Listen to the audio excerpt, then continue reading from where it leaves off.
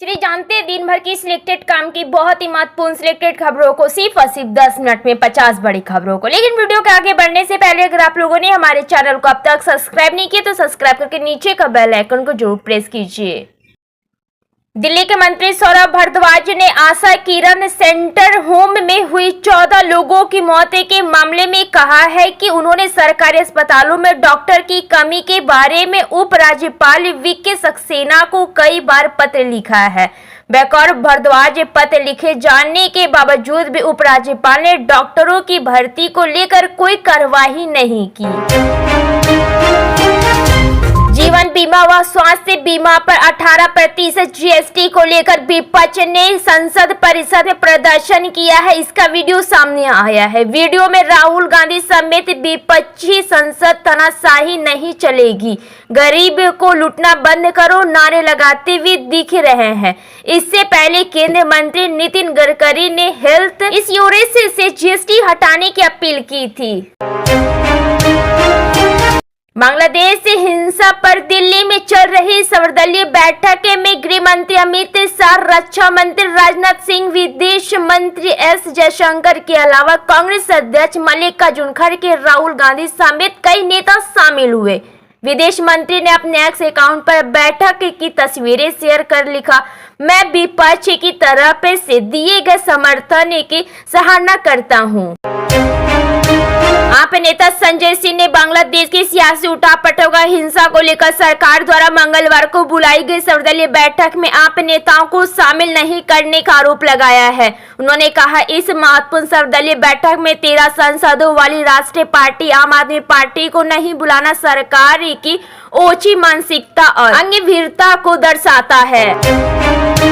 सरकार ने बांग्लादेश की सियासी उठापटक व हिंसा को लेकर मंगलवार को सभी दलों के साथ संसद में बैठक की। विदेश मंत्री जयशंकर ने दलों को बांग्लादेश की घटनाक्रम से अवगत कराया।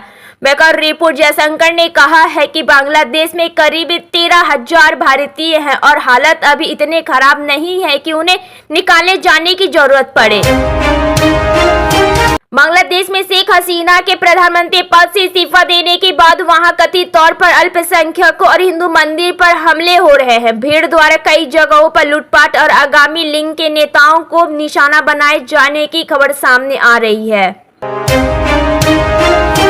केंद्रीय सड़क परिवहन और राजमार्ग मंत्री नितिन गडकरी ने कहा है कि भारतीय ऑटो कंपनियां जल्द ही देश में 100% इथेनॉल से चलने वाली कारों और 2 पहिया वाहनों का उत्पादन करेगी। उनका यह बयान ऐसे समय में आया है जब इथेनॉल को पेट्रोल में मिलाकर पूरे देश में बेचा जा रहा है। केरल के वायनाड में भूस्खलन से प्रभावित 4 गांवों में बचाव अभियान मंगलवार को 8वें दिन भी जारी है। यहां मरने वाले की संख्या 402 पहुंच गई है और करीब 170 लोग अभी भी लापता है। बांग्लादेश हिंसा को लेकर दिल्ली में सर्वदलीय बैठक हुई है। इस बैठक में विदेश मंत्री एस जयशंकर ने विपक्षी दलों को स्थिति के बारे में ब्रीफ किया है। उन्होंने कहा है कि अब बांग्लादेश सेना के संपर्क बनाए हुए हैं। पाकिस्तान में जेल में बंद पूर्व प्रधानमंत्री इमरान खान के हजारों समर्थकों ने सोमवार को उनकी गिरफ्तारी के 1 साल पूरा होने का उनकी तत्काल रिहाई की मांग को लेकर देश के सर्वदलीय उत्तर पश्चिमी क्षेत्र में रैली निकाली। प्रदेश सरकार ने प्रदेश के हर जिले में मेडिकल कॉलेज की स्थापना कराने का लक्ष्य रखा। इसी के चलते सरकार अलग अलग रणनीतियों पर काम कर रही है। एक तरफ जहां सरकारी कॉलेज की संख्या बढ़ाई जा रही है, वहीं दूसरी तरफ निजी कॉलेज पर निवेश करने वाले निवेशकों को भी सुविधा प्रदान कर रही है।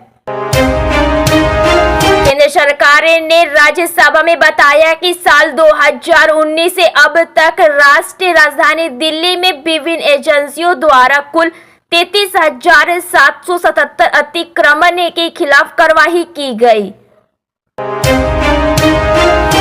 विपक्ष ने केंद्र सरकार से जीवन बीमा और स्वास्थ्य बीमा प्रीमियम पर से 18% जीएसटी को लेकर वापसी लेने की मांग को उठाया। इसको लेकर विपक्ष ने मंगलवार को विरोध प्रदर्शन भी किया।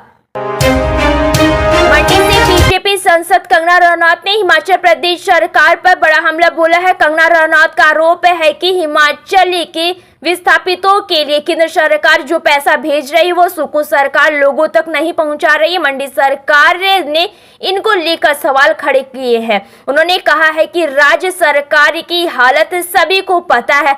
पिछली बार के विस्थापितों से वादा किया था कि केंद्र से जो फंड आया है उससे 7 लाख सभी को दिए जाएंगे। क्या वे 7 लाख मिले? विदेश मंत्री एस जयशंकर ने मंगलवार को एक सर्वदलीय बैठक में नेताओं को सूचित किया है कि भारत ने बांग्लादेश के पूर्व प्रधानमंत्री शेख हसीना को मदद का भरोसा दिलाते हुए उन्हें भविष्य की रणनीति तय करने के लिए समय दिया। सूत्रों ने यह जानकारी दी।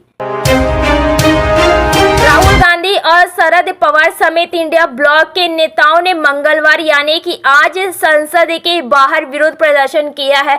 विपक्ष के नेता जीवन और स्वास्थ्य बीमा प्रीमियर पर 18% वस्तुएं एवं सेवा कर जीएसटी हटाने की मांग कर रहे हैं। लोकसभा में प्रश्नकाल के दौरान समाजवादी पार्टी संसद में केंद्रीय कृषि मंत्री शिवराज सिंह चौहान के जवाब देने पर तंज कस दिया। उनका कहना था कि सिंह का जवाब किसानों को समझ में नहीं आएगा। इस पर कृषि मंत्री ने कहा है कि किसान समझदार है। दरअसल सदन में फसल बीमा के संबंध में विपक्षी सांसद ने सवाल पूछा था।